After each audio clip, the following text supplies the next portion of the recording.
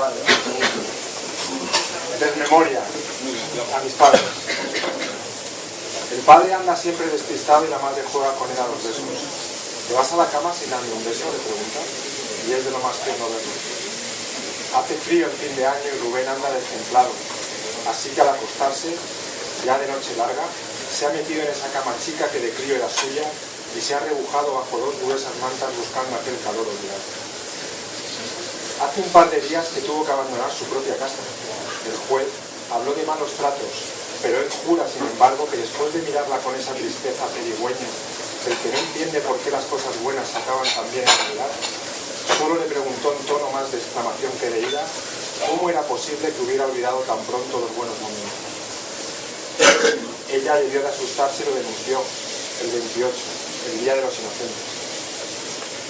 Así que ha tenido que volver a la casa de unos padres viejos y amables, una casa en penumbra en la que parece que siempre anochece, una casa de la que Rubén ya había olvidado sus escondites preferidos y ese olor a rancio que lo impregna todo, una casa llena de relojes detenidos, de figurillas de porcelana con miradas sin brillo y de medicamentos de viejos por las mesillas de noche.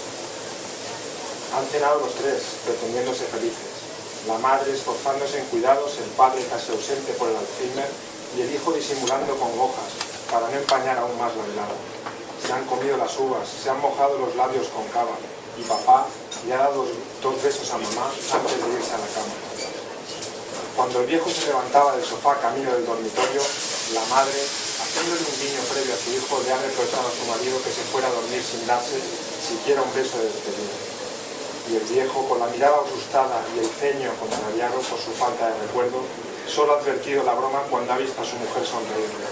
En la tele alguien canta un bolero.